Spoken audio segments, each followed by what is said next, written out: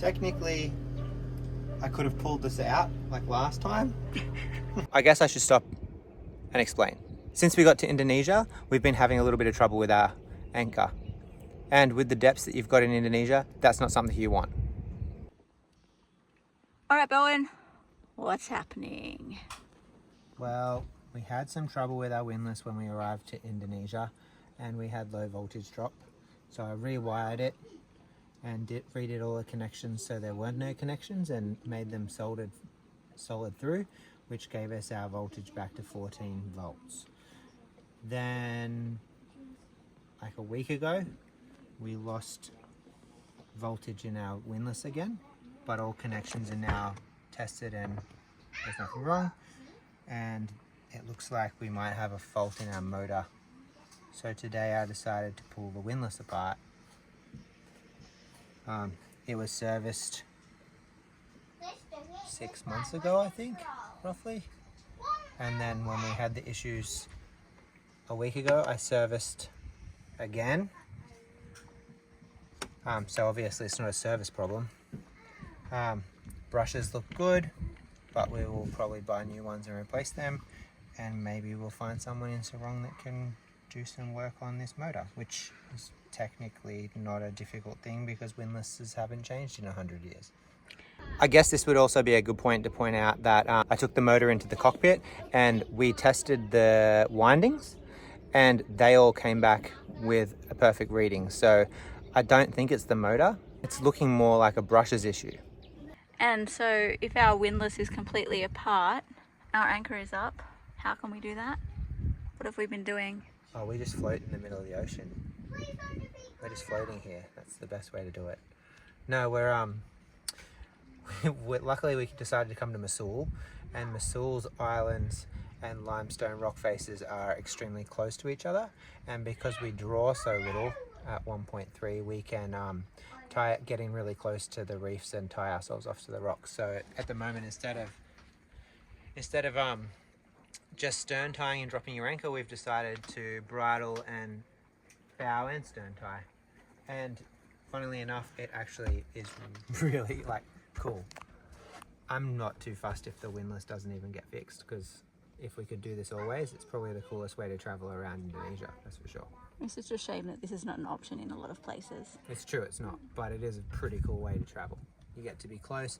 I haven't really noticed until now that we're having this problem that the best places in Indonesia are right close to the cliffs. So this has opened up a whole new way of looking at things, and we'll show you the aquarium we have next to us, and we'll send the drone up and show that too.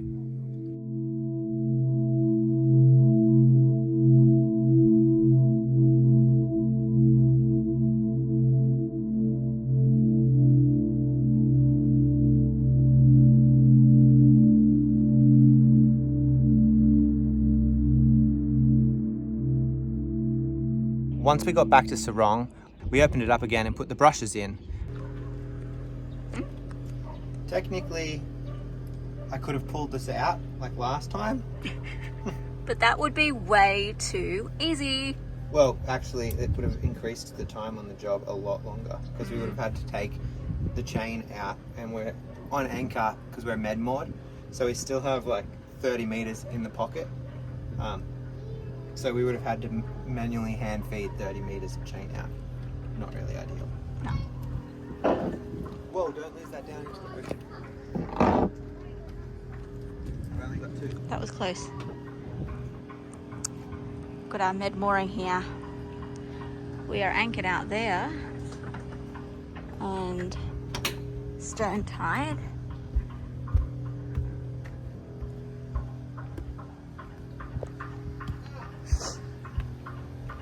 And stern tied here, off both sides. And here. It's very busy at Catamaran at the moment, leading into Christmas. So we don't have as much room as usual, but that's okay. Got our fenders down. Another day, another boat yoga pose. This is the windlass pose. Yesterday was the engine pose. The engine pose really hurts. This one seems alright. You're just having a lie back there. I mean, funnily enough, you never thought it was as bad until you actually got in the engine with me yesterday. And then was really... like, oh, okay, maybe that makes sense when Bowen comes out. A little bit grumpy. And now today she's like, I feel like helping him because I've realized that these boat yoga jobs are a little bit harder. Even if it's just emotional support. Even if it's just filming you in all of your boat yoga poses. We should make a boat yoga book.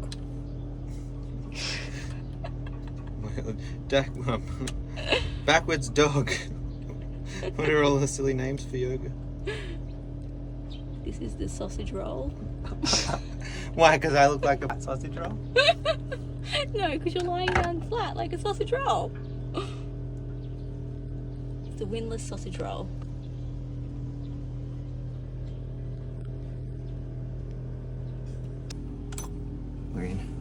We're in like Flynn.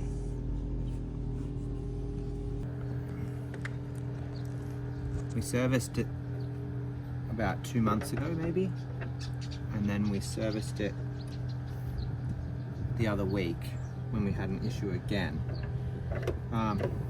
And one of the brushes, which I've now packed away, but I'll show you a clip shortly, seems to have worn on an angle. So maybe I put them in wrong, maybe we had a loose part, maybe they were just worn too far down and they were not getting correct contact, so they've worn oddly. Let me know in the comments if you have an answer to that one, because I'm stumped. But we've got new brushes turn up. We're in Catamaran Marina and it is super chill, so we figured we would do it now. And we've got a break in the rain, which is not common. We were still getting a fault here and there, and it was like lagging and putting out like a extra current, so that led me back to the brushes. I was speaking to one of our fellow cruisers, and he said that what we need to do is look at the wires between the brushes, and so once we took the insulation off those, the copper had completely corroded. So once we replaced those, we were back on track with spares again. And this boat yoga pose is called the headless chicken. During our repairs in Sarong, we also had other things to take care of, like servicing our engines. First, we checked the pre-filter, the oil filter, and the main fuel filter. Usually during the service, I'll always replace the pre-filter and then check on the fuel filter. From there, we drain the oil with a pressurized pump. I'll always replace my oil filters. We also check the oil in our sail drives. We've just done a service on both of the engines, and now we're just checking the oil level. So this one is sitting at half, so it probably needs to have a little bit more in. We usually run just above half, so these D130s recommend 3.5 litres, but I probably end up putting in about 3.25, maybe a bit over. So we'll just top it up with a little bit more, and we'll wait another 10 minutes and let it sit. Then we'll run the engines in for about 15, and then we'll come back and check if they need a top up. After a service, we always like to check our engine when we're underway, just to check if there's any extra leaks, and then we know that we're safe and sound. Thanks so much for watching. I hope you really liked this episode. If you did, please subscribe and give us a like. We look forward to bringing you more episodes soon. After spending a week waiting for some parts in Sarong at Catamaran. No, firstly it was 12 days, and secondly it's Catamaran. Catamaran? Catamaran, yeah. Catamaran. We're now on the move, and we're heading to Raja Park. Is that a water